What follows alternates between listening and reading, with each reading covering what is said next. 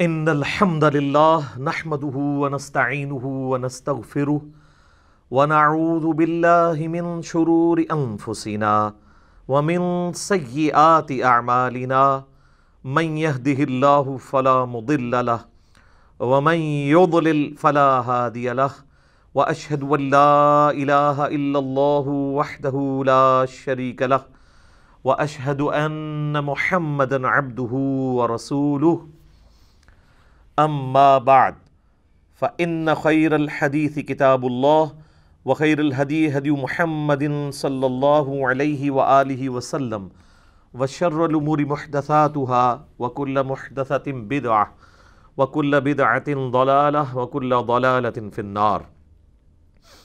أعوذ بالله السميع العليم من الشيطان الرجيم من همزه ونفخه ونفثه. بسم الله الرحمن الرحيم. رب اشرح لي صدري ويسر لي امري واحلل عقدة من لساني يفقهوا قولي. بسم الله الرحمن الرحيم. ان الله وملائكته يصلون على النبي يا ايها الذين آمنوا صلوا عليه وسلموا تسليما. اللهم صل على محمد وعلى آل محمد كما صليت على إبراهيم وعلى آل إبراهيم إنك حميد مجيد. اللهم بارك على محمد وعلى آل محمد كما باركت على إبراهيم وعلى آل إبراهيم إنك حميد مجيد. اللهم ربنا آتنا في الدنيا حسنة وفي الآخرة حسنة وقنا عذاب النار. لا الہ الا انت سبحانک انی کنت من الظالمین. حسبنا اللہ ونعم الوکیل. یا حی یا قیوم برحمتک استغیث ولا حول ولا قوة الا باللہ العلی العظیم. ربنا آتنا من لدنک رحمة وہیئ لنا من امرنا رشدا. ربنا لا تزغ قلوبنا بعد اذ ہدیتنا وہب لنا من لدنک رحمة انک انت الوہاب. آمین.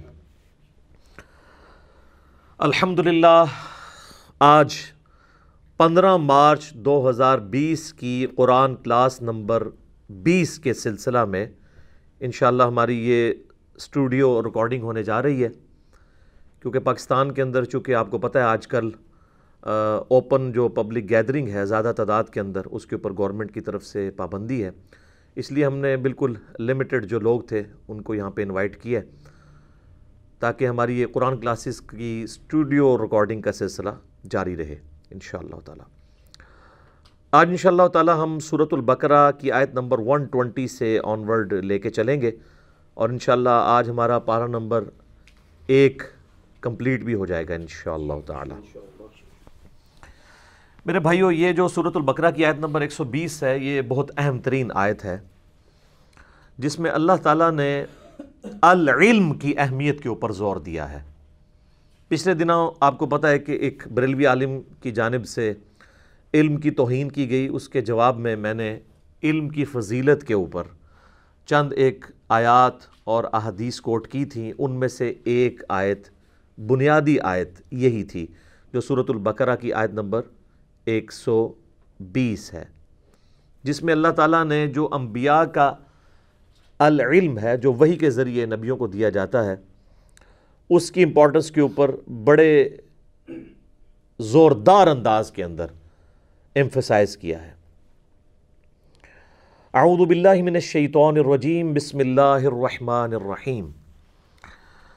وَلَن تَرْضَىٰ عَنْكَ الْيَهُودُ وَلَا النَّصَارَىٰ حَتَّىٰ تَتَّبِعَ مِلَّتَهُمْ. اور ہرگز راضی نہیں ہوں گے تم سے یہودی اور نصرانی یعنی عیسائی یہاں تک کہ تم ان کی ملت پر آ جاؤ. یعنی جب تک تم ٹوٹلی ان کو ایکسیپٹ نہیں کر لیتے نا اس وقت تک انہوں نے تم سے راضی نہیں ہونا. 99% باتوں میں آپ اتفاق کریں گے، کسی ایک بات پہ اختلاف کر دیں گے، وہ آپ کو 0 سے ملٹیپلائی کر دیں گے. آگے چل کے آئے گا کہ یہ اس حد تک آگے بڑھ گئے تھے یہودی کہ یہ کہتے تھے کہ ان سے مشرکین عرب بہتر ہے. نعوذ باللہ. حالانکہ مشرکین عرب تو موسیٰ علیہ السلام کو مانتے ہی نہیں تھے، بت پرست تھے. ایک ایسی قوم یہودی جو اپنے آپ کو انبیاء کی پیروکار مانتی ہو، ایک خدا میں بلیو کرنے والی ہو، اس کا ایک اور امت کے بارے میں اس طرح کی ورڈکٹ دینا ان کے بغض کا اظہار ہے۔ تو اللہ تعالیٰ نے مسلمانوں کے دماغ میں اگر کہیں پہ کوئی یہ وسوسہ بھی تھا نا کہ شاید ہمارے حسن اخلاق سے متاثر ہو کے، ہماری ان کے ساتھ جو محبت کا رویہ اس سے متاثر ہو کے شاید یہ لوگ اپنا رویہ چینج کریں، تو اللہ تعالیٰ نے اس پہ کیٹاگوریکل ایک، یہ بھی یونیورسل ٹروتھ ہے اور قیامت تک کے لیے ہرگز راضی نہیں ہوں گے تم سے، نہ تو یہودی اور نہ ہی نصرانی، یہاں تک کہ تم ان کی ملت کے اوپر آ جاؤ۔ اور اسی میں عرض کیا ہے کہ آج کل کے جتنے فرقے ہیں نا، یہ بھی آپ سے کبھی بھی راضی نہیں ہوں گے۔ آپ اہل سنت کی 99% باتوں کو سپورٹ کر دیں، ایک بات میں اختلاف کریں، وہ کہیں گے نہیں تو فارغ ہے۔ کیوں؟ وہ یہ سمجھتے ہیں جب تک ہمارے اس فرقے کو اسی طریقے سے من و عن قبول نہ کر لے، ہدایت پہ نہیں ہے۔ اچھا میں سنی بھی ہونا چاہتا ہوں، حنفی بھی ہونا چاہتا ہوں، کون سا ہوں؟ وہ کہیں گے کہ بھئی اگر آپ بریلوی ہوتے ہیں تو یہ تو ٹھیک نہیں ہے، دیوبندی کہیں گے وہ تو گمراہ ہیں، اور بریلوی کہیں گے دیوبندی گمراہ ہیں، جب تک آپ مکمل کسی ایک کی ملت کو اختیار نہ کر لیں۔ تو یہ چونکہ قرآن کی آیات جنرل ہیں، قیامت تک کے لیے ہر فرقے کے اوپر اسی طریقے سے آتی ہیں۔ اب اس میں ہمارا ایٹیچیوڈ کیا ہونا چاہیے وہ اللہ تعالیٰ نے بتا دیا ہے کہ تم نے کیا ہونا ہے، ان کی آپ نے رضا جوئی نہیں کرنی ہے، بلکہ آپ نے کیا کرنا ہے، قل ان ھدی اللہ ھو الھدی، اے نبی فرما دیجئے بے شک ہدایت تو وہ ہے جو اللہ کسی کو ہدایت دیتا ہے۔ اور اللہ ہدایت کس طرح دیتا ہے؟ اپنے پیغمبروں کے ذریعے، کتابیں نازل کر کے، وحی کے ذریعے، اسی کا ذکر آگے آ رہا ہے۔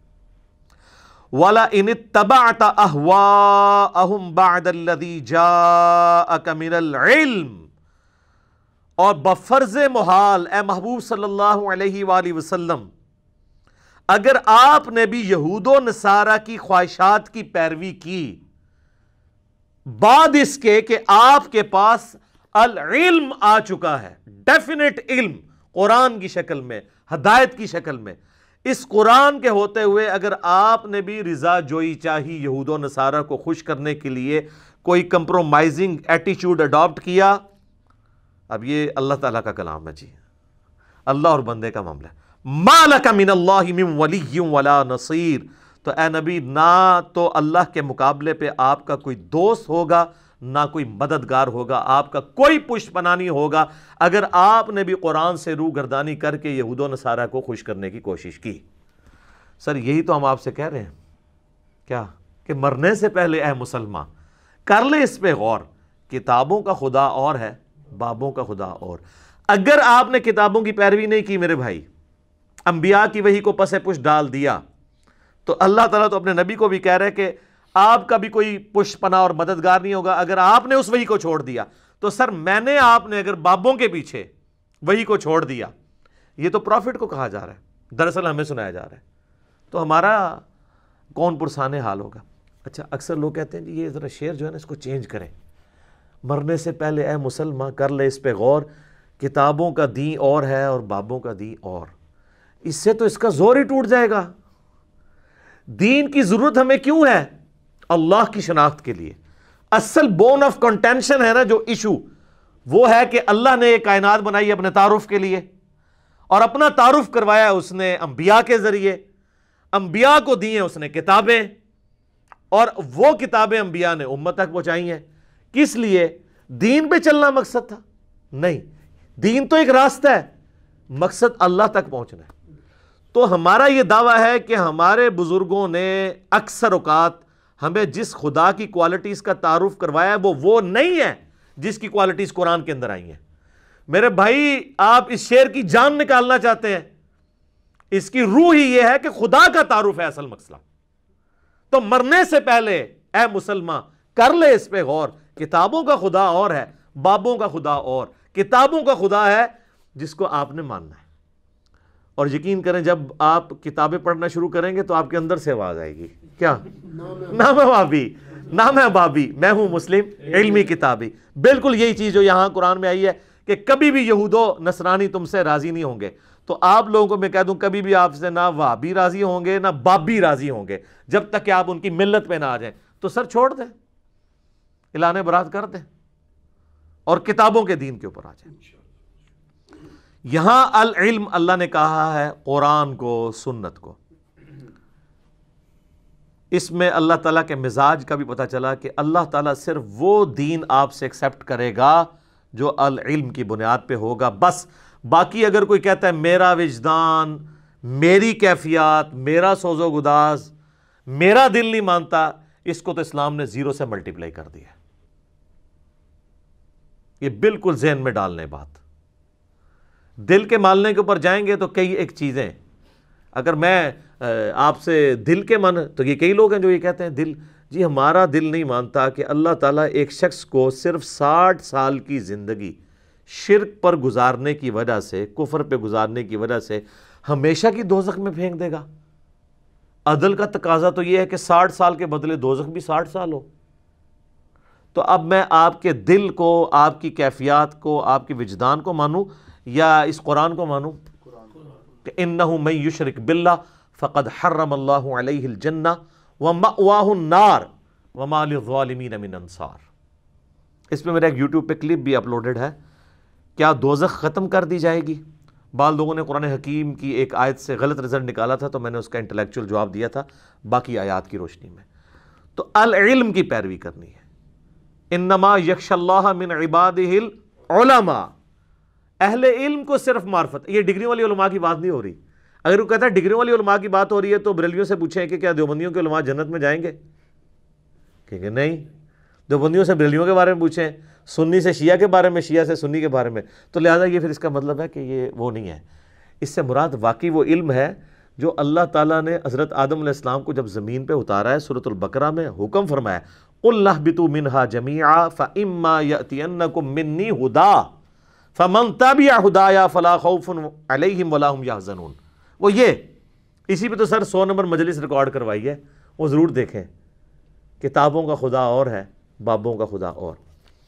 پھر نبی علیہ السلام کو جس چیز کی ترغیب دلائی گئی وہ بھی العلم ہے۔ قُلْ رَبِّ زِدْنِي عِلْمًا، اے نبی آپ بھی اللہ کے حضور یہ دعا کیا کریں کہ اللہ میرے علم میں اضافہ کر دے، میرے عشق و سرور میں، میرے وجدان میں، میری کیفیات میں نہیں۔ علم بھی سب کچھ ہے۔ اچھا، یہ حضرت آدم علیہ السلام کو جو سجدہ تعظیمی کروایا گیا تھا فرشتوں سے، وہ ان کی خوبصورتی کے اوپر کروایا گیا تھا یا اس علم کی بنیاد پہ کہ جو علم فرشتوں کے پاس نہیں تھا کہ وہ چیزوں کے نام نہیں بتا سکے تھے تو حضرت آدم علیہ السلام نے بتا دیے تھے؟ علم۔ تو انبیاء کی وراثت علم۔ تو سر پھر یہ یاد رکھیے، نبیوں کا دین اور ہے اور بابوں کا دین اور ہے۔ اور انڈیا پاکستان کے کیس میں نبیوں کا دین اور ہے، ولیوں کا دین اور۔ ہم تو ان کو ولی مانتے ہیں، ولی اللہ نہیں مانتے۔ من دونہ اولیاء، سورۃ الاعراف کا سٹارٹ اس سے ہوتا ہے، من دونہ اولیاء۔ سورۃ البقرہ میں بھی 256 نمبر آیت میں اللہ تعالیٰ نے یہی تو فرمایا کہ اولیاء دو ہیں، اولیاء اللہ ہیں اور اولیاء شیاطین ہیں، شیاطین کے اولیاء ہیں، شیطان کے اولیاء ہیں۔ تو یہ علم والا دین وہ ہے جو نبیوں والا دین ہے۔ وَلَا تَقْفُ مَا لَيْسَ لَكَ بِهِ عِلْمٌ إِنَّ السَّمْعَ وَالْبَصَرَ وَالْفُؤَادَ كُلُّ أُولَٰئِكَ كَانَ عَنْهُ مَسْئُولًا۔ اے انسان کسی چیز کی پیروی اس وقت تک مت کر جب تک کہ تیرے پاس ڈیفینٹ علم اس کے بارے میں نہ آ جائے۔ بے شک آنکھ، کان، عقل، اس کے بارے میں پوچھا جائے گا، ان کو یوز کر کے تم نے حق بات تک پہنچنے کی کوشش کیوں نہیں کی؟ اور پھر سورہ الزمر میں آیا قُلْ هَلْ يَسْتَوِي الَّذِينَ يَعْلَمُونَ وَالَّذِينَ لَا يَعْلَمُونَ إِنَّمَا يَتَذَكَّرُ أُولُو الْأَلْبَابِ۔ اے نبی فرما دیجئے بھلا علم والے اور بغیر علم والے برابر ہو سکتے ہیں؟ نصیحت تو نہیں حاصل کرتے مگر عقل والے۔ اور یہ آپ کو کیا کہتے ہیں؟ عقل والے۔ عشق دے چلے نمبر لے گئے، عقل والے انجے ہی عمرہ گالیاں اور سر ہر شے پٹھی ہے تھوڑی، اور اللہ کہہ رہا ہے عقل والے نمبر لے گئے۔ وہ کہتے ہیں جی وہ خاص کیفیات ہوتی ہیں جی، شطحیات ہوتی ہیں جی، وہ مجنون ہوتے ہیں جی، مجذوب ہوتے ہیں جی، وہ سیدھا سیدھا کو پاگل ہوتے ہیں۔ ٹھیک ہے ٹھیک ہے، ادھر سے تسی جو مرضی لفظ رکھ لو۔ تو قلم اٹھا ہے تو قلم تو ہم بتائیں نا کہاں کس پہ اٹھا ہوا ہے۔ وہ صحیح بخاری میں مولا علی کا تعلیقاً قول لیا ہے امام بخاری نے، اور سنن ابن ماجہ میں مولا علی نے نبی علیہ السلام سے وہ مرفوعاً روایت کی ہے کہ 3 طرح کے لوگ ہیں جن سے اللہ نے شریعت کا قلم اٹھا لیا ہے۔ نمبر 1 جو نابالغ ہے، نمبر 2 سویا ہوا شخص، اور نمبر 3 جو پاگل ہے یا مجذوب ہے یا مجنون ہے، یا وہ آپ کہہ لیں کہ ایک عشق کے اندر ڈوب گیا ہوا ہے، ٹھیک ہے، قلندر ہو چکا ہوا ہے، جو مرضی نام رکھ لے۔ تو صرف پاگلوں کی پیروی کا حکم تو نہیں ہے نا، علم والوں کی پیروی کا حکم ہے۔ ان کو یہ پتہ تھا علم میں ہم فیل ہیں، تو ان کے بابوں نے پھر شعر کہنے شروع کر دیے، علم و بس کا نہیں ہو یار۔ پھر دوسرا ڈھکوسلا یہ کیا، وہ کہتے ہیں جی علم تو شیطان کے پاس بھی بہت تھا۔ اس کا مطلب ہے آپ یہ کہنا چاہ رہے ہیں کہ انبیاء کے پاس بھی بہت علم تھا، شیطان کے پاس بھی بہت علم تھا، یعنی نعوذ باللہ من ذالک علم کو آپ کنڈیم کرنا چاہ رہے ہیں۔ یہ کس آیت اور حدیث میں لکھا ہے کہ شیطان کے پاس بہت علم تھا؟ اور شیطان تو پکا صوفی تھا، وہ عبادت گزار تھا، علم ہوتا تو یہاں پہ جا کے گرتا وہ۔ تو پیر نصیر الدین نصیر صاحب جو ان کے اپنے گھر کے بڑے گواہ ہیں، انہوں نے ان کی خوب مٹی پلید کی ہے۔ انہوں نے ایک کتاب لکھی ہے کیا ابلیس عالم تھا، چھوٹا سا کتابچہ ہے۔ تو انہوں نے کہا کہ تم لوگ علم حاصل کر نہیں سکے، نہ علم پہ چل سکے ہو، تو وہ کبوتر کی طرح آنکھیں بند کر رہے ہو، جیسے وہ انگور کھٹے ہیں، انگوروں تک پہنچ تو نہیں سک رہے، تو یہ کہنا شروع کر دو کہ انگور ہی کھٹے ہیں۔ علم حاصل نہیں کر سکے تو کہنا شروع کر دیا علم کو چھوڑ ہی دو۔ تو اب پھر آپ حالت دیکھ لیں ان لوگوں کے، نہ ان کا قول، نہ ان کا فعل، نہ ان کا کردار کوئی انبیاء والا ہے۔ ہاں دستاریں جبے شبے دیکھ لیں، وہ بھی جب ویڈیوز لیک ہوتی ہیں تو آپ دیکھ لیں وہ کیا کچھ ہو رہا ہوتا ہے۔ وہ صرف اسی طرح کی ڈریسنگ ہے جس طرح کے ٹی وی ایکٹر جو ہیں وہ ڈریسنگ کر کے آگے بیٹھ جاتے ہیں۔ دین پہ چلنا تو بڑا مشکل کام ہے۔ تو علم کی توہین اس اعتبار سے کرنے والوں کو ہوش کے ناخن لینے چاہیے۔ باقی میرا آپ وہ کلپ دیکھ لیں، رپلائی ٹو ڈاکٹر اشرف آصف جلالی آن علم کے بارے میں جو انہوں نے توہین کی ہے، تو انشاءاللہ آپ کو پتہ چل جائے گا۔ الذین آتیناہم الکتاب یتلونہ حق تلاوتہ، وہ لوگ کہ جنہیں کتاب دی گئی وہ اس کی تلاوت کرتے ہیں جیسا کہ تلاوت کرنے کا حق ہے۔ اچھا مجھے بتائیں تلاوت کرنے کا حق یہ ہوگا کہ وہ زبانی پڑھتے رہتے ہیں اور اس کے اندر جو کچھ لکھا ہے ان کو پتہ ہی نہیں کیا لکھا ہوا ہے؟ وہی لوگ ہوں گے نا۔ تو یہ ہے تو یہی ہے سارے ادھر آج کل آپ کے جتنے حفاظ بن کے نکل رہے ہیں۔ میں بار بار کہتا ہوں کہ چھڑے حافظ دی کوئی فضیلت نہیں آئی ہے۔ میں نے خود حافظ قرآن کے فضائل پہ حدیثیں بتائی ہیں، لیکن یہ بتاتے ہیں آدھی اس میں تو کہ جس نے سنن ابی داؤد کے اندر المستدرک للحاکم کے اندر کہ جس حافظ نے قرآن کے حلال کو حلال حرام کو حرام جانا، اس کے ماں باپ کو ایسا تاج بنایا جائے گا قیامت والے دن کہ جس کی جو ہے وہ روشنی کے سامنے سورج کی روشنی ماند پڑ جائے۔ تو جس حافظ نے اس کو پوری زندگی یہ پتہ ہی نہ چلا کہ قرآن کے اندر لکھا کیا ہوا ہے، جس حافظ کا یہ حال ہو کہ اس سے بلال بھائی پوچھ رہے ہوں کہ بقرہ کا مطلب کیا ہے تو کہ بقرہ، تو سورۃ البقرہ تو سٹارٹ میں ہی ہے، کیوں جی بقرہ ہی کیا سی نا انہیں، ہاں بقرہ، وہ اس نے کہا وہ پنجابی اردو والا بقرہ ہے، تو یہ بقرہ ہے عربی والا گائے۔ تو جس بندے کا یہ لیول ہے، اس حافظ نے اگر آپ کو تراویحیں پڑھانی ہے، اس نے اپنے ماں باپ کو کہاں لے کے جانا ہے؟ آپ ذرا خود فیصلہ کر لیں، جدھر خود جائے گا۔ تو یہاں پہ کہا جا رہا ہے کہ جن کو کتاب دی گئی ہے نا وہ تلاوت کرتے ہیں جیسا کہ اس کا حق ہے۔ اچھا تلاوت کا ایک مطلب جو ہے نا وہ ٹو فالو کرنا بھی ہوتا ہے۔ والقمر اذا تلاہا، سورج کی پیروی کرتا ہے چاند، پیچھے پیچھے اس کے آتا ہے، ٹھیک ہے؟ تو ٹو فالو کرنا، بلکہ کئی لوگ جب قرآن پڑھ رہے ہوتے ہیں نا، زیادہ ماہر نہ ہو تو وہ لائن کے اوپر انگلی رکھ کے فالو کر رہے ہوتے ہیں، بعض کا نچلی لائن پہ بھی چلے جاتے ہیں، اس لیے انگلی رکھ کے پڑھ رہے ہوتے ہیں، تو یہ بھی فالو کرنا کہلاتا ہے۔ تو تلاوت کا معنی صرف اس کو ریسائٹ کرنا نہیں ہے بلکہ اس کو فالو کرنا بھی ہے، تو حق تبھی ادا ہوگا۔ باقی یہ تو ایک آیت ایسی ہے، اس پہ بھی گھنٹوں بولا جا سکتا ہے۔ میرا مسئلہ نمبر 1 ہے ہی اس پہ ہے، امام الانبیاء کی دعوت قرآن، اس میں میں نے آلموسٹ 50 کراس ریفرنس کے طور پہ آیات کور کی ہیں۔ اولئک یؤمنون بہ، وہی لوگ ہیں جو اس پہ ایمان رکھتے ہیں۔ اب دیکھ لیں اللہ تعالیٰ فرماتا ہے کہ جو کتاب اللہ کی پیروی کرتے ہیں نا وہی لوگ ہیں اصل میں جو کتاب اللہ پہ ایمان رکھتے ہیں۔ وَمَن یکفر، اور جو کوئی انکار کر دے گا بہی اس کا، فَأُولَئِکَ هُمُ الْخَاسِرُونَ، تو ایسے ہی لوگ ہیں خسارہ پانے والے۔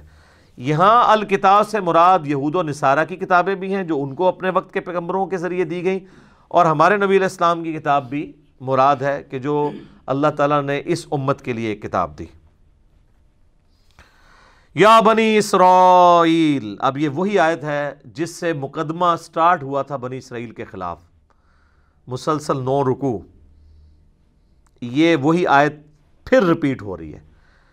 اے اولاد یعقوب بنی اسرائیل، اذکروا نعمتی التی انعمت علیکم، اللہ اکبر، یاد کرو میری اس نعمت کو جو میں نے تم پہ کی تھی، وَأَنِّي فَضَّلْتُكُمْ عَلَى الْعَالَمِينَ، اور میں نے تمہیں سارے جہان والوں پر فضیلت دی تھی.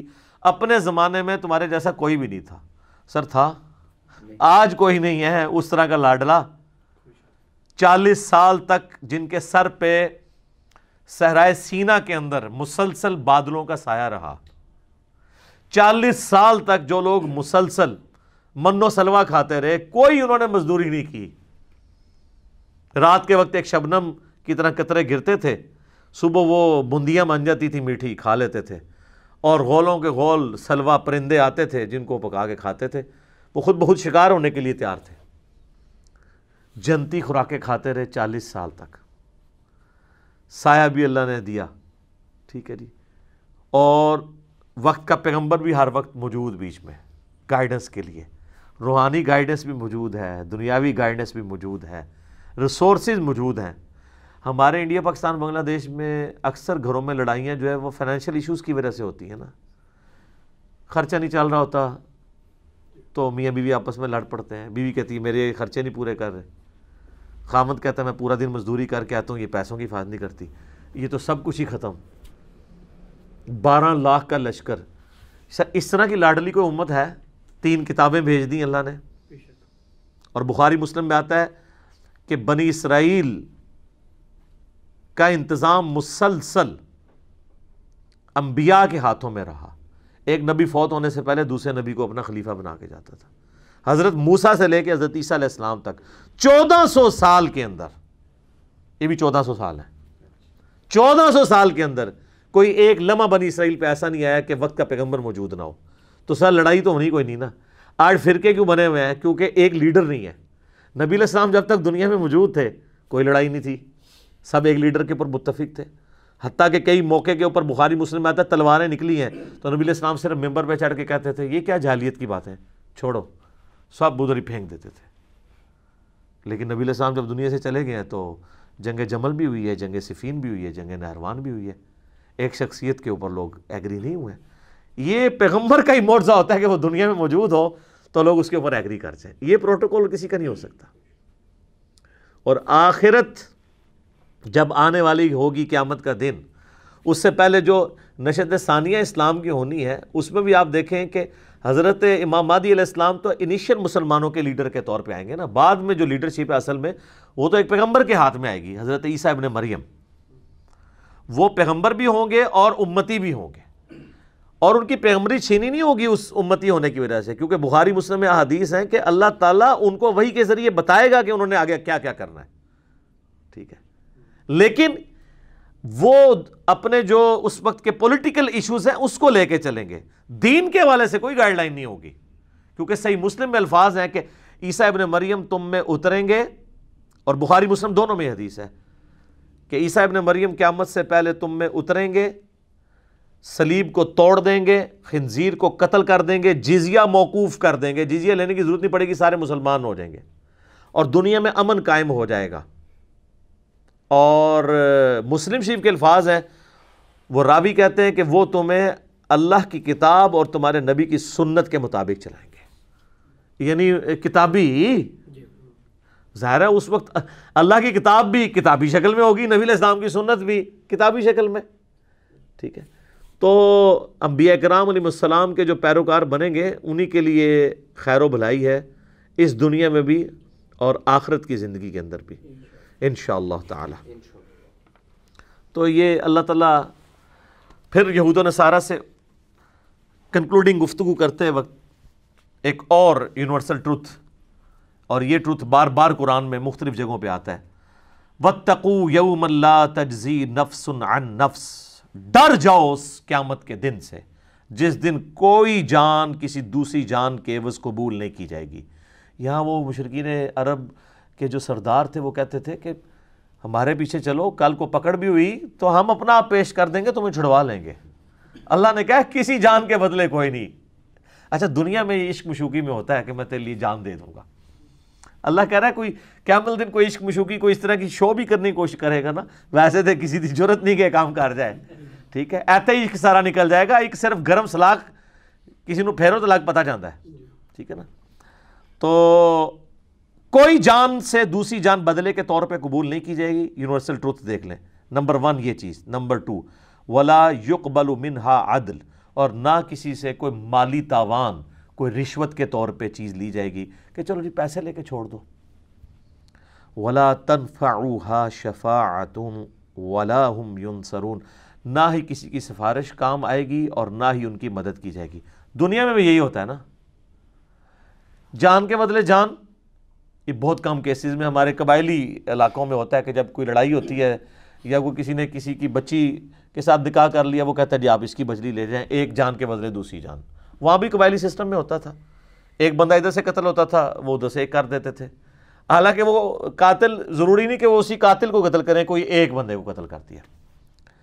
یہ بھی نہیں ہوگا، نہ مال لیا جائے گا۔ دنیا میں آپ رشوت دے کے چھڑوا سکتے ہیں کسی کو جرم سے، یا جج کو رشوت لگا سکتے ہیں، لیکن آخرت میں نہیں، آخرت کا جج تو اللہ ہے، اور نہ ہی کسی کی سفارش قبول کی جائے گی۔ تو مجھے بتائیں یہ آیت نمبر 123 سورۃ البقرہ کی پڑھنے کے بعد کوئی شخص کسی پیر کا یہ دعویٰ قبول کر لے گا کہ میں اس وقت تک جنت میں نہیں جاؤں گا جب تک کہ تمہیں بھی ساتھ نہ لے جاؤں؟ تو سر وہ صحیح کرتے ہیں، آپ کو قرآن نہیں پڑھنے دیتے، ٹھیک ہے۔ صحیح مسلم میں حدیث ہے، نبی صلی اللہ علیہ وآلہ وسلم نے فرمایا قیامت والے دن جس کے عمل نے اسے پیچھے کر دیا اس کا نسب اسے آگے نہیں لے کے جا سکے گا۔ سر یہ ذہن میں رکھیں، جو لوگ کہتے ہیں نا ہم سید ہیں، شاہ جی صحیح مسلم، اے مولانا شریف نہیں، قیامت والے دن جس کے عمل نے اسے پیچھے کر دیا اس کا نسب اسے آگے نہیں لے کے جا سکے گا۔ اب آپ کو وہ حدیث سمجھ آئے گی جو بخاری مسلم دونوں میں ہے، اے میری بیٹی فاطمہ میرے مال سے جو تو نے لینا ہے مجھ سے لے لے، اگر اللہ کے حضور پکڑی گئی تو میں تیرے کچھ کام نہیں آؤں گا۔ اچھا یہ صرف فاطمہ کے لیے نہیں ہے، پھر نبی علیہ السلام نے کہا اے نبی کی پھوپھی تو بھی سن لے، اے نبی کے چچا تو بھی سن لے، اے نبی کے خاندان والوں تم بھی سن لو۔ حضور نے ایک ایک کو مخاطب کیا ہے، کیونکہ قرآن میں آیت نازل ہوئی تھی نا کہ اپنے قریبی رشتہ داروں کو ڈر سنائیے، تو اس ڈر میں آپ نے اپنی پھوپھی کو مخاطب کیا، اپنے چچا کو مخاطب کیا، اپنی بیٹی کو مخاطب کیا۔ تو وہ یہی چیز ہے۔ اچھا یہ جو آج ہمارے انڈیا پاکستان بنگلہ دیش کے مسلمانوں کو یہ شفاعت کا کنسیپٹ ہے، تو یہ یار مطلب صحابہ اور اہل بیت کو کیوں نہیں تھا سمجھ آئی کہ یہ شفاعت جو کچھ بھی ہے تیرے محبوب کی امت سے ہے؟ کوئی ضعیف روایت بھی ہے کہ جو کچھ بھی ہے تیرے محبوب کی امت سے ہے؟ کسی سے عقیدہ قول، کسی تابعی کا قول، اس طرح تو ہے ہی نہیں ہے۔ عمل ہے پھر یقیناً اگر کسی کا عمل بہتر ہوا تو پھر اللہ تعالیٰ اس کے نسب کا فائدہ بھی اسے دے گا۔ یہاں دیکھ لیں بنی اسرائیل کو اللہ نے کہا میں نے سارے جہان والوں پہ فضیلت دی، کیوں؟ اولاد ابراہیم تھے، لیکن ضربت علیہم الذلہ بھی ان کے اوپر ہی آیا ہے۔ پھر اللہ نے یہ نہیں دیکھا کہ ابراہیمی ہے تو چھوڑ دیں ابراہیمی ہونے پہ۔ ہماری امت کے اندر بنو اسماعیل کو اللہ نے فضیلت دی تمام جہان والوں پہ، تو آپ دیکھ لیں کہ پھر حسن و حسین ہی جنتی نوجوانوں کے سردار ہیں، سیدہ فاطمہ ہی جنتی عورتوں کی سردار ہیں، نبی علیہ السلام کی جو اہل بیت ہیں ان کو ہی نسبت۔ پھر اسی طریقے سے بخاری مسلم میں حدیث ہے کہ خلافت جو ہے وہ قریش میں رہے گی۔ قریش کون ہے؟ بنی اسماعیل، غیر بنو اسماعیل میں سے کوئی خلیفہ نہیں بن سکتا۔ تو یہ آپ ساری چیزیں دیکھیں تو آپ کو پتہ چلے گا یہ ساری چیزیں اس وقت فائدہ مند ہیں جب کسی کے اعمال بھی اچھے ہوں۔ اب اللہ کے لاڈلے ترین پیغمبر سیدنا ابراہیم خلیل اللہ کا ذکر خیر ہے۔ سر یہی اب چلنا ہے کتنے رکوعوں تک؟ کیا سوز و گداز ہے جی، کیا عشق کیا اللہ نے اپنے اس بندے کے ساتھ، اور اس بندے نے کیا عشق نبھایا ہے اپنے رب کے ساتھ۔ ہائے ہائے ہائے سر یہ پہلا آپ سرٹیفکیٹ دیکھیں، میں کہتا ہوں اس کائنات میں کسی شخص کو یہ سرٹیفکیٹ مل جائے نا تو وہ اس سے بڑی کوئی ڈگری اس کے لیے نہیں ہو سکتی۔ وَإِذِ ابْتَلَىٰ إِبْرَاهِيمَ رَبُّهُ بِكَلِمَاتٍ، اور جب آزمایا ابراہیم کو اس کے رب نے جس آزمائش میں، یہ ترجمہ ہے اس کا، جب جب آزمایا اس کے رب نے اسے جس جس آزمائش میں، فَأَتَمَّهُنْ، تو اس نے اس کو فلائنگ کلرز کے ساتھ اول ڈگری میں اس کے اندر جو ہے وہ کامیابی حاصل کی ہے۔ سر دیکھیں نا کہاں کہاں نہیں آزمایا، آگ میں پھینکا گیا آخری وقت تک۔ آپ کا کلام کیا ہے؟ صحیح بخاری کے الفاظ ہیں، آگ میں پھینکنے لگے ہیں، حسبنا اللہ ونعم الوکیل۔ ہائے ہائے ہائے۔ سر اسرائیلی روایتوں میں تو یہاں تک ملتا ہے، چونکہ اسرائیلی روایتوں کے بارے میں جو قرآن و حدیث سے نہ ٹکرائیں، صحیح بخاری کے الفاظ ہیں کہ بنو اسرائیل کی روایتوں کو بیان کرنے میں حرج نہیں ہے، نہ ان کی تصدیق کرو نہ تکذیب کرو، اس لیے کہ ہو سکتا ہے کتاب و سنت کے خلاف ہو، تم تصدیق کر دو، اور ہو سکتا ہے کتاب و سنت کے عین مطابق ہوں اور تم اس کی تکذیب کر دیتے ہو۔ تو جو فٹ ان بیٹھتی ہیں ہم ان کو اس طریقے سے لیتے ہیں۔ تو یہ اسرائیلی روایتوں میں ملتا ہے یہودیوں کے ہاں کہ اس وقت اللہ تعالیٰ نے آزمائش کے طور پہ حضرت جبرائیل علیہ السلام کو انسانی شکل میں بھیجا حضرت ابراہیم کو ٹیسٹ کرنے کے لیے، اور اس نے آ کے کہا کہ حضرت اگر آپ کے تو میں آپ کو بچا لیتا ہوں۔ اچھا، حضرت ابراہیم علیہ السلام کو یہ پتہ بھی تھا یہ فرشتہ اللہ کی طرف سے ہے، تو انہوں نے کہا جبرائیل جس کے لیے مجھے پھینکا جا رہا ہے وہ دیکھ رہا ہے نا، مجھے تیری حاجت نہیں ہے، حسبنا اللہ ونعم الوکیل۔ اور یہ مجھے بالکل حضرت ابراہیم کے کریکٹر میں فٹ ان بیٹھتی ہوئی یہ بات لگتی ہے کہ واقعی ایسا ہوا ہوگا۔ ابراہیم علیہ السلام اتنے خوددار تھے اس حوالے سے کہ انہوں نے جبرائیل کو بھی ایکسیپٹ نہیں کیا۔ قال انی جاعلک للناس اماما۔ سر یہ قربانیوں کے بعد پھر ڈگری مل رہی ہے، پھر وہ سب سے بڑی قربانی جو 87 سال کی عمر میں جا کے اللہ تعالیٰ نے بیٹا دیا، جب اپنی عمر 99 ایئرز ہوئی، بچے کی عمر 12 سال ہوئی، کہا جی اس کو ذبح کرو، تو دیکھیں کوئی دوسری بات ہی نہیں کی انہوں نے۔ تو اللہ تعالیٰ ماتا ہے پھر یہ سارے جب امتحانات سے گزرا تو ہم نے کہا کہ ہم تمہیں انسانیت کا امام بنانے والے ہیں۔ اچھا، ابراہیم علیہ السلام کی زندگی میں تو گنتی کے لوگ ان کے اوپر ایمان لے کے آئے ہیں۔ سورۃ العنکبوت میں آتا ہے کہ صرف ایک لوط ان پر ایمان لے کر آیا ان کے گھر والوں کے سوا، کوئی صاحب امت پیغمبر نہیں ہے حضرت ابراہیم کوانٹٹی وائز، جس طرح کہ نبی صلی اللہ علیہ وسلم کی امت ہے۔ حضرت موسیٰ علیہ السلام کو اللہ تعالیٰ نے اتنے جانثار لوگ ساتھی دیے۔ اللہ تعالیٰ فرما رہا ہے کہ ہم نے اسے کہا تو ہمیں انسانیت کا امام بنانے والے ہیں۔ ہائے ہائے۔ تو ابراہیم علیہ السلام کہتے ہیں قال ومن ذریتی، تو یا اللہ جو میری اولاد ہے وہ بھی ہوگی۔ جواب کیا انٹلیکچوئل ہے، مختصر جواب ہے اور کمال کا۔ یہ پوچھا گیا کہ میں تو امام ہوں تو میری اولاد میں بھی امامت ٹرانسفر ہوگی؟ شاہ جی تسی تے امامت روک دے نہیں پہ ہون تک۔ اللہ نے کہا قال لا ینال عہد الظالمین، میرا عہد ظالموں کے لیے نہیں ہوگا، یعنی جو تیرے پیروکار ہوں گے نا ان کو تو امامت مل جائے گی۔ امامت سے مراد یہ کوئی منصب یا کوئی امام مسجد کی ڈگری نہیں ہے، مراد یہ کہ وہ لوگوں کو دین سکھائیں گے، انبیاء کا جو دین ہے وہ جو اللہ نے ان کو دیا ہے وہی کے ذریعے اس کا تعارف کروائیں گے امتوں کو۔ تو اللہ نے فرما دیا اس میں بھی کہ تیری اولاد میں بھی کوئی ہوا نا اگر وہ ظالم ہوا، اپنی جان پہ ظلم کرنے والا، سب سے بڑا ظلم کون سا ہے؟ شرک۔ ان الشرک لظلم عظیم، سورہ لقمان آیت نمبر 13۔ اگر تیری اولاد کے اندر کوئی ظلم کرنے والا ہوا، چاہے وہ شرک کرنے والا یا گناہ کبیرہ کرنے والا، وہ کوئی امام نہیں بنے گا۔ آپ بے شک کہتے رہے سید نے سوٹا لا رہے ہیں جی، سید ہیں نا جی، گوٹے گڈے پکڑو، اور اللہ تعالیٰ فرما رہا ہے ابراہیم جو تیرے طریقے پہ نہیں چلے گا نا اس کے لیے کوئی ڈگری نہیں ہوگی۔ تو اس میں یہ امپلائڈ ہے کہ اگر تیری اولاد میں کوئی تیرے طریقے پہ چلے گا تو وہ امام بھی وہی ہوگا۔ تو امام حسین ہے نا امام، سر امام حسن ہے نا امام، وہ ڈیزرو کرتے ہیں، ابراہیمی اولاد ہے، انہوں نے پرفارم بھی کی ہے۔ تو قرآن سے یہ حسنین کریمین کی امامت قرآن سے ثابت ہوتی ہے، یہ والی امامت، وہ ڈیوائن امامت نہیں کہ جو ختم نبوت کے منافی ہے۔ اس پر میرا کلپ بھی آپ دیکھ لیں، عقیدہ امامت یوٹیوب پہ جا کے۔ تو اللہ تعالیٰ ماتا ہے ظالموں کو عہد نہیں ملے گا، ہاں تیری اولاد میں کوئی تیرا پیروکار ہوگا۔ تو یہ وہی حدیث صحیح مسلم کی کہ جس کو اس کے عمل نے پیچھے چھوڑ دیا اس کا نسب اسے آگے نہیں لے کے جا سکتا۔ اللہ اکبر۔ وَإِذْ جَعَلْنَا الْبَيْتَ مَثَابَةً لِلنَّاسِ وَأَمْنًا، اور جب ہم نے بنایا اس خانہ کعبہ گھر کو مرکز لوگوں کے لیے اور امن کی جگہ بنا دیا۔ وَاتَّخِذُوا مِن مَّقَامِ إِبْرَاهِيمَ مُصَلًّى، اور ہم نے حکم دیا اپنے محبوب صلی اللہ علیہ وآلہ وسلم کو کہ ابراہیم کے کھڑے ہونے کی جگہ کو اپنا مصلی بناؤ۔ اچھا نبی علیہ السلام جب تک مکے میں تھے نا تو آپ کھڑے ہوتے تھے مستجاب دیوار کی طرف، یعنی یہ قبلہ شریف ہے نا، اگر آپ دیکھیں ریکٹینگولر ہے یوں، پاکستان سے اگر آپ دیکھ رہے ہو نا تو یہاں پہ مقام ابراہیم ہے، ٹھیک ہے جی، آلموسٹ کعبے کے اس طرف، اور یہاں پہ خانہ کعبے کا دروازہ ہے، اور اس کارنر پہ حجر اسود ہے، ٹھیک ہے، اور یہ جو دیوار ہے نا یہ والی، یہ کہلاتی ہے مستجاب، 70 انبیاء کا مصلی ہے، کیونکہ یہاں پہ اگر کوئی کھڑا ہونا تو اس کا رخ بیت المقدس کی طرف ہو جاتا ہے، اور اس دیوار کے بالکل اپوزٹ حتیم ہے، حتیم کی جو اپوزٹ والی دیوار ہے اسے مستجاب کہتے ہیں۔ تو نبی علیہ السلام یہاں کھڑے ہو کے نماز پڑھتے تھے تو دونوں قبلوں استقبال ہو جاتا تھا۔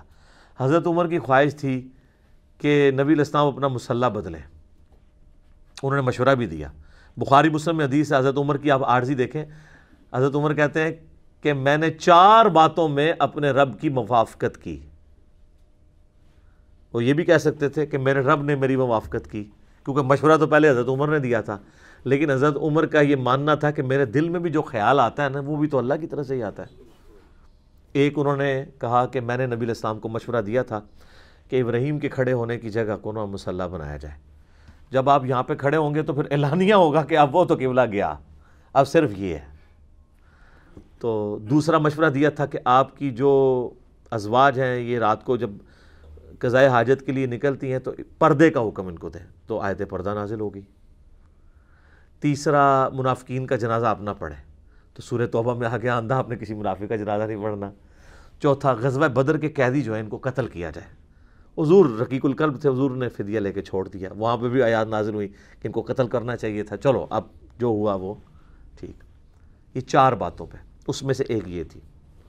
مقام ابراہیم آج بھی موجود ہے، دیوار والی جہاں پہ خانہ کعبے کا دروازہ ہے اس والی دیوار میں سامنے آپ کو نظر آئے گا ہر عمرے کے اینڈ پہ، اور جب عام طواف بھی آپ کرتے ہیں 7 چکروں کے بعد وہاں پہ 2 نفل اس کی سیدھ میں پڑھنے ہوتے ہیں۔ وہ اس وقت یلو کلر کی آپ کو ایک سمجھ لیں 6 یا 7 فٹ کی ایک عمارت چھوٹی سی نظر آئے گی جو گرل سی بنی ہوئی ہے پیتل کی، اس کے اندر ایک پتھر ہے، وہ حضرت ابراہیم کی یاد کے طور پر موجود ہے، جس کے اوپر وہ کھڑے ہوتے تھے تو وہ جو حضرت ابراہیم علیہ السلام یعنی دیواریں اوپر جاتی تھی وہ پتھر بھی اونچا ہوتا جاتا تھا۔ اس وقت ظاہر کوئی کرین نہیں تھی، یہ اللہ کی طرف سے غیبی تھا معاملہ۔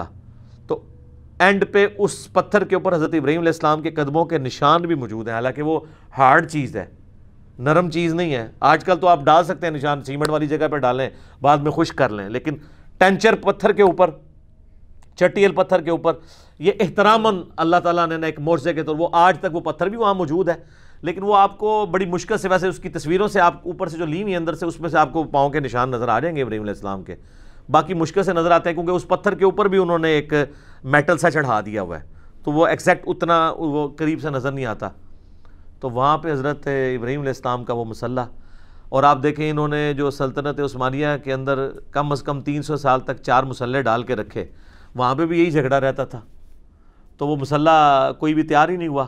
یہ خانہ کعبہ ہے، یہ مقام ابراہیم ہے، پاکستان کی طرف سے دیکھیں تو بیسٹ ویو ہے، حجر اسود والا کارنر بھی آپ کو نظر آتا ہے، دروازہ بھی، اور یہاں پہ یہ بھی، اور حتیم بھی نظر آتا ہے یہاں سے دیکھ رہے ہوں۔ تو سر یہاں کے اوپر اس کارنر کے اوپر نا جناب وہ مصلی تھا حنبلی، یہاں پہ شافعی، اور اس جگہ پہ کر کے جو ہے وہ تھا فقہ حنفی تواڈے وڈے بھراواں دا، اور اس طرف تھا مالکی مصلی۔ مقام ابراہیم پہ کسی کا مصلی نہیں تھا۔ میرا یوٹیوب کے اوپر بڑا ڈیٹیل ہے اماموں کی گستاخی کا فتویٰ مسئلہ 197، اس میں تو ہم نے کلرڈ تصویریں 1925 کی 1955 کی دکھائی ہیں۔ تو آپس میں جھگڑتے تھے، ساروں کی خواہش تھی کہ ساڈا امام جڑا وہ ابراہیمی ہے، تو ابراہیم علیہ خالی ابراہیمی کا، تو یہ بدبخت رہے 300 سال تک کسی کو توفیق ہی نہیں ہوئی مقام ابراہیم پہ کھڑے ہونے کی، کیونکہ وہ کہتے تھے ٹھیک ہے اسی بھی نہیں کھلواؤں گے، تسی بھی نہیں کھلو گے، نہ کھیلیں گے نہ کھیلنے دیں گے۔ جب سعودی حکومت نے یہ 4 مصلی اٹھوائے تو انہوں نے مقام ابراہیم پہ اتنے 100 سال کے بعد واپس امام میں کعبہ کو کھڑا کر کے 4 مصلی اٹھوائے، الحمدللہ۔ تو یہ مقام ابراہیم کی ہسٹری ہے، بڑی انٹرسٹنگ ہے اور بڑی دکھی بھی ہے اس حوالے سے کہ امت کیا کرتی رہی ہے اس مقام ابراہیم کے ساتھ، جس کو قرآن میں کہا گیا تھا کہ مصلی بنانا ہے۔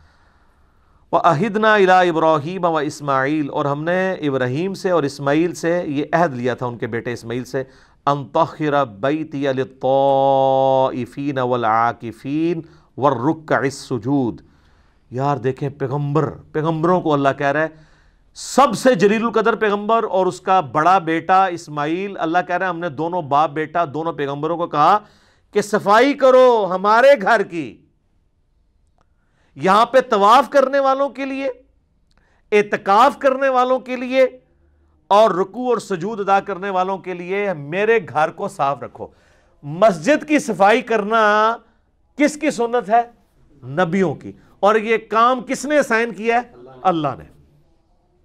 سر یہ بھی فضیلت ہے، ویسے تو بخاری مسلم میں کئی احادیث ہیں مسجد کی صفائی کی فضیلت کے اوپر، لیکن یہ قرآن میں آ گیا کہ اللہ نے کہا کہ میرے گھر کو صاف ستھرا رکھو، للطائفین طواف کرنے والوں کے لیے، والعاکفین اور اعتکاف کرنے والے کے لیے، والرکع السجود اور رکوع اور سجدے کرنے والوں کے لیے۔ بل یہ آپ کو داد دینی پڑے گی کہ اس وقت کی جو سعودی حکومت ہے، یقین کریں جس کمٹمنٹ کے ساتھ ان لوگوں نے حرمین شریفین کا انتظام رکھا ہوا ہے، ایٹ لیسٹ 4000 کے قریب تو ملازمین ہیں صرف حرم مکہ میں جو ہر وقت صفائی کے اوپر مامور ہیں۔ ہزاروں وہاں پہ آپ کو پیتل کے ملیں گے ریکس جن کے اندر قرآن رکھے ہوئے ہیں، وہ اس کو صاف کرتے رہتے ہیں، ڈسٹ، ٹھیک ہے۔ اس کے علاوہ بھی جتنی صفائی وغیرہ ہے وہ سارے کا سارا انتظام وہ کرتے ہیں۔ اور آپ دیکھیں کہ دنیا کے آلموسٹ 150 سے زیادہ ممالک، 150+ ممالک کے لوگ، ہر قسم کی عادتوں والے لوگ آئے ہوتے ہیں۔ میں نے تو وہاں حبشیوں کو دیکھا ہے کہ وہ وضو خانے پہ بیٹھ کے نا اپنی تہمت ایسے اونچی کر کے وہیں پہ پیشاب کر کے نا تو وہ ٹوٹی کھول کے استنجا بھی کر لیتے ہیں کہ چھوٹا پیشاب تو ہے، ٹھیک ہے۔ یعنی اس طرح اجڑ قسم کے لوگ بھی ہیں۔ حرم مکہ کے اندر کس طرح کی چیزیں بھی لے جاتے ہیں، لیکن سر پورے حرم میں میرا چیلنج ہے آپ کو ذرا سی بھی سمیل نہیں آئے گی، اتنا صفائی کا اہتمام ہے۔ لوگ اسے روحانی معاملہ سمجھ ہوتے ہیں، روحانی معاملہ نہیں ہے، وہ صفائی مینٹین کی ہوئی ہے انہوں نے۔ ایک دن کے لیے صفائی روک لینا تو پتہ چل جائے گا حرم مکہ میں کیا صفائی رہتی ہے۔ لوگ سمجھتے ہیں شاید کوئی فرشتے آ کے صفائی کر جاتے ہیں، او جی خاص خوشبو ہے، وہ یہاں پہ بھی آپ کو ملی ہوتی ہے نا، خوشبو تو لکھے ہوتا ہے غلاف کعبہ، وہ سر وہ خوشبو غلاف کعبہ سے نہیں آ رہی ہوتی، غلاف کعبہ کو لگائی ہوئی ہوتی ہے انہوں نے۔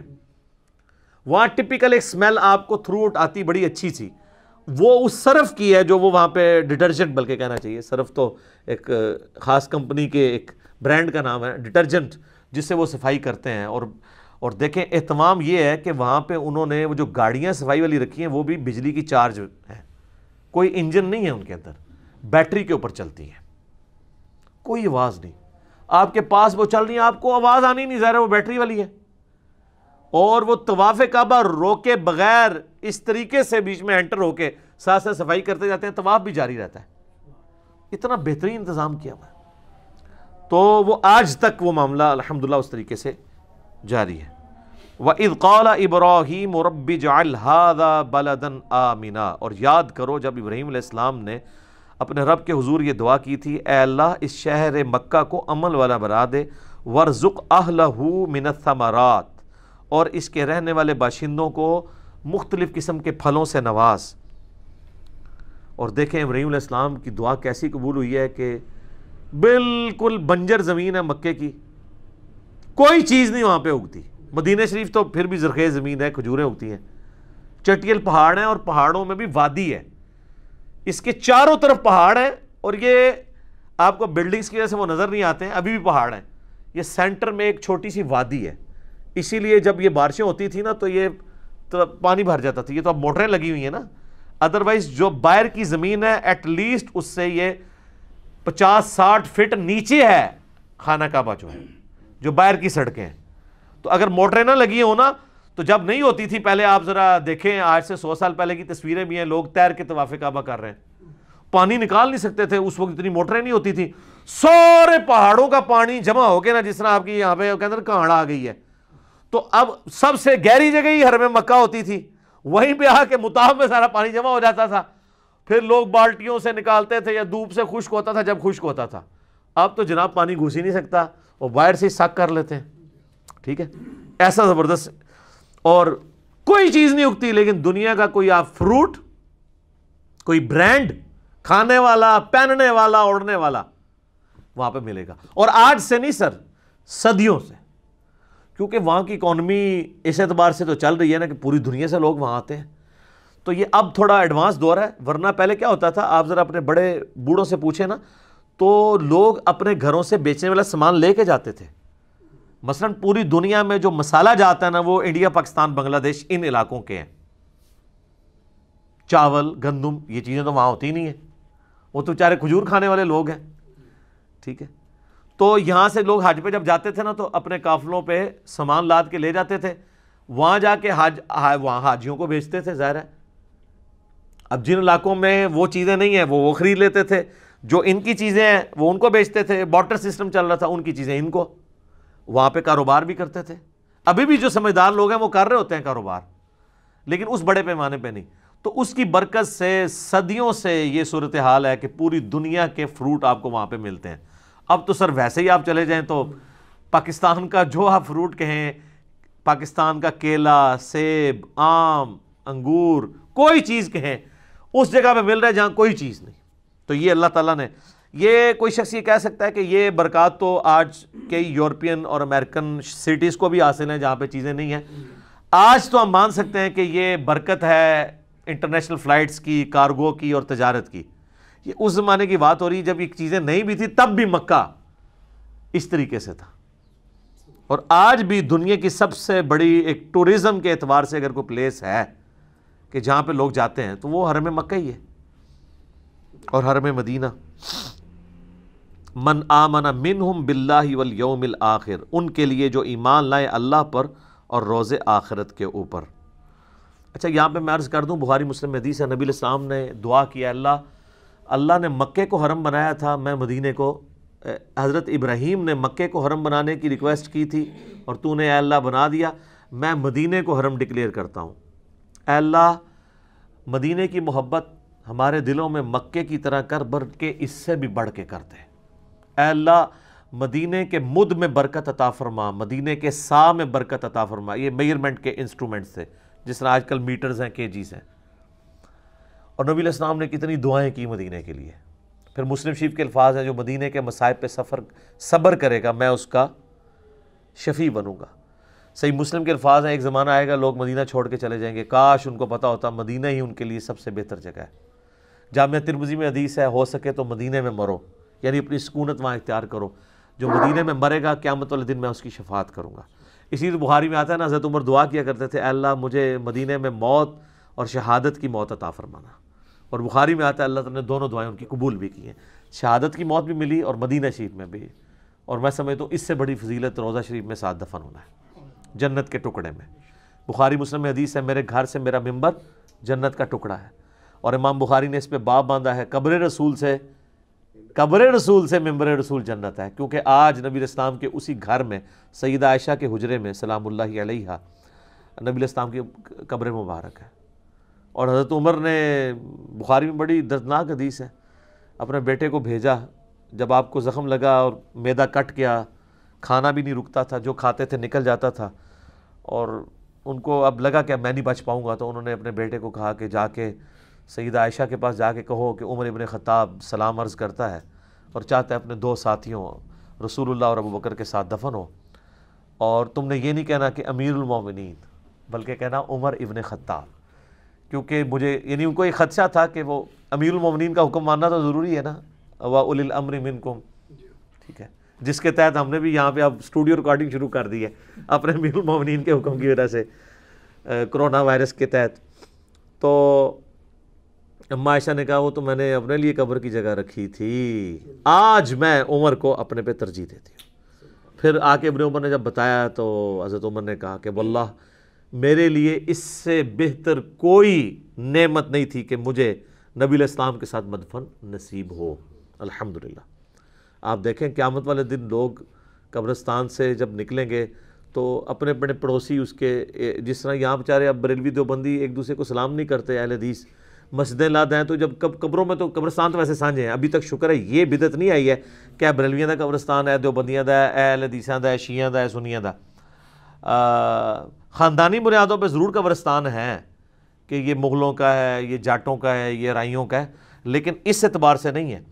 تو قیامت والا دن جو ہے نا وہ آپ کو کئی لوگ ناگوار بھی لگ رہے ہوں گے، ان کے ساتھ بھی آپ قبر سے اٹھ رہے ہوں گے، لیکن حضرت ابوبکر عمر کی قسمت دیکھیں کہ رسول اللہ کے ساتھ اٹھ رہے ہوں گے۔ صحیح مسلم کے الفاظ ہیں، قیامت والا دن سب سے پہلے مجھے قبر سے نکالا جائے گا، سب سے پہلے میری شفاعت قبول کی جائے گی، سب سے پہلے میرے نام کے اوپر جنت کا دروازہ کھلے گا۔ صلوات بر محمد و آل محمد، اللہم صلی علی محمد و علی آل محمد۔ تو اللہ نے فرمایا ہے کہ یہ حضرت ابراہیم نے دعا کی ان لوگوں کے لیے جو ایمان لے ہیں ان میں سے جو اور یوم آخرت پر اور اللہ پر، قال ومن کفر، اور پھر اللہ تعالیٰ نے فرمایا کہ دیکھنا جس نے کفر کیا، فَأُمَتِّعُوهُ قَلِيلًا، تو میں اب ابراہیم علیہ السلام کی دعا کے ساتھ اللہ نے بھی اپنی ان پٹ دے دی ہے کہ دعائیں تو تم کر رہے ہو، یہ نہ ہو کہ مکے میں رہنے والے ہوں اللہ اور اس کے پیغمبروں کے نافرمان تو ان کے لیے بھی تم دعائیں کر رہے ہو، تو ان کے لیے کیا ہوگا؟ فَأُمَتِّعُوهُ قَلِيلًا، میں دنیا کا برتنے کا سامان تو ان کو دوں گا۔ دیکھ لینا عربی کتنے امیر ہیں، سب کچھ میں نعمتیں اویل کر رہے ہیں، لیکن دنیا میں اگر وہاں پہ رہتے ہوئے کسی شخص نے اللہ کو رسپانس نہیں کیا تو سر وہ نقصان پہ زندگی گزار گیا۔ اور ایک سب کانٹیننٹ میں رہنے والا غریب شخص 2 وقت کی روکی سوکھی کھاتا رہا اور وہ حرم پہنچنے میں کامیاب نہیں ہوا، وہ اللہ تعالیٰ کے مقربین میں ہوگا۔ اللہ کا کرائٹیریا تو ڈیفرنٹ ہے۔ تو اللہ تعالیٰ میں کہ میں دنیا کا مال تو دوں گا اہل مکہ کو برتنے کا، جو لوگ یعنی ان میں سے کفر کرنے والے ہوں گے، کفر بمانا صرف وہ والا کفر نہیں جو ہم سمجھتے ہیں، ناشکری کے بھی ہے۔ جیلم میں ایک بندہ مجھے ملا، اس نے مجھے بتایا کہ جی میرا جو سالہ ہے وہ 25 سال حرم مکہ سے واکنگ ڈسٹنس ہوٹل میں رہا، 25 سال کام کرتا رہا، اور وہ کہتا ہے میں نے زندگی میں ایک نماز بھی حرم مکہ میں نہیں پڑھی، نہ میں نے عمرہ کیا نہ کوئی حج کر سکا، کہتا ہے ٹائم ہی نہیں ملا۔ انا للہ و انا الیہ راجعون، یہ بالکل جینون ہے، اور یہ ہو جاتا ہے جب اللہ کی طرف سے مور لگ جائے، مور بھی لگ جاتی ہے، اور بعض کا انسان چیزوں کو کیجول لے رہا ہوتا ہے۔ میرے اپنے ساتھ ہوا جب ہم لوگ، میرا ایڈمیشن ہوا نا ٹیکسلا انجینئرنگ یونیورسٹی کے اندر، پہلے یو ٹی لاہور میں تھا، پھر ادھر بھی ہو گیا، تو مجھے لاہور پسند نہیں تھا، حالانکہ میں 1-1.5 ہفتے انجینئرنگ یونیورسٹی لاہور میں کلاسیں پڑھتا رہا، ادھر کا مجھے موسم بھی اچھا لگتا تھا اسلام آباد کے ساتھ، اور واقعی وہ پھر یہاں پہ میکینیکل انجینئرنگ کا ایک زیادہ روب بھی تھا ایز کمپیئر ٹو لاہور کی میکینیکل انجینئرنگ۔ تو میں جب گیا نا، تو اب بچپن سے ہم لوگ اپنی ہسٹری کی کتابوں میں ٹیکسلا کا میوزیم پڑھ رہے تھے کہ جی پاکستان میں اس طرح کا میوزیم نہیں ہے، تو میں نے جناب کہا جی چلو سب سے پہلے میوزیم دیکھیں گے۔ تو سر آپ دیکھیں میں 5 سال وہاں پڑھتا رہا ہوں، ہر ویکینڈ پہ ارادہ کرتا تھا، ایک ویکینڈ میں جہلم واپس آتا تھا، ایک ویکینڈ وہاں گزارتا تھا، لیکن کوئی نہ کوئی کام پڑتا تھا، حتیٰ کہ پاس ہو کے ڈگری بھی لے لی۔ جس دن ڈگری ملی نا اس دن میں نے کہا یار اب تو ہم نے واپس بھی نہیں آنا، تو آج ہم کم از کم میوزیم تو دیکھ جائیں۔ اس دن میں گیا تو میوزیم ہی بند۔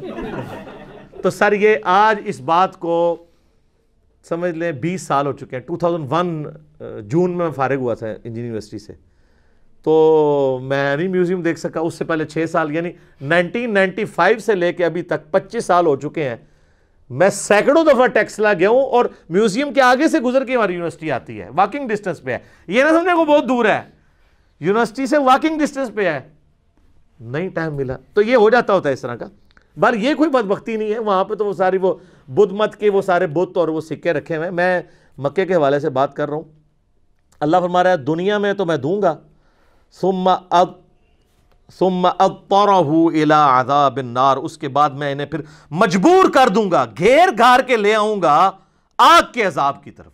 سر یہ الفاظ دیکھیں، یہ کتابوں کا خدا ہے، بات بھی ہو رہی ہے تو کس طریقے سے ہو رہی ہے، کتنی تکلیف اگلے کو دینے والی بات کہ میں ان کو گھیر گھار کے پھر آگ کے عذاب کی طرف لے آؤں گا۔ مراد یہ کہ ان کو پتہ بھی نہیں لگے گا، اپنی طرف سے سمجھ رہے ہوں گے اللہ کا بڑا کرم ہے، یہاں پہ بھی کئی فلمی ایکٹر ہیں وہ کہتے ہیں اللہ کا بڑا کرم ہے، فلم کامیاب ہوئی، وہ گھیر گھار کے جا رہے ہوتے ہیں اس طرف۔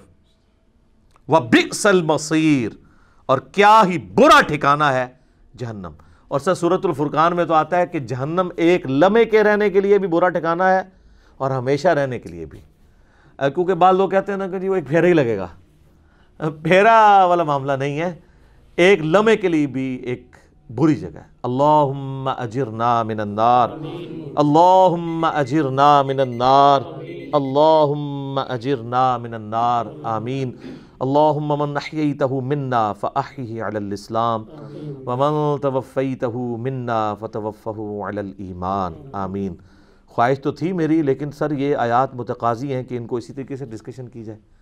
وہ اگلے دن کسی نے کمنٹس کیے تھے، لگتا ہے کہ اون بھی ہے 10 سال ہی لگ جانے نے۔ سر اون پاویں 20 سال لگے، مجھے یہ ہے کہ میں نے 9 سالوں میں ایک ریکارڈنگ کروا دی ہے، اب میں اپنا روح راضی کر رہا ہوں، کیونکہ مجھے پتا ہے کہ اس کے بغیر قرآن کا آپ کو مزہ بھی نہیں آنا۔ اس طرح کا قرآن تو آپ ترجمہ بھی سن لیں، لیکن آج کے دور کا قرآن ان سارے وسوسوں کو ساتھ لے کے، تاکہ پتہ چلے کہ اس وقت کے جو ایشوز ہیں ان کو ہم نے کیسے سمجھنا ہے، تو کوشش یہی ہے کہ اس طریقے سے پہنچایا جائے۔ اسی لیے آپ دیکھتے ہیں کہ بمشکل 10 آیات کبھی 12 آیات کور ہوتی ہیں، لیکن کوشش یہی ہے کہ یہ چیز آپ کے دل کے اندر راسخ ہو جائے اور قرآن کی عظمت بیٹھ جائے۔ مقصد اس کو جلدی جلدی ختم نہیں کرنا، یہ تو سر جتنی بار شروع کریں، قرآن کا تو ٹیسٹ ہی اپنا ہے۔ ٹھیک ہو گیا جی؟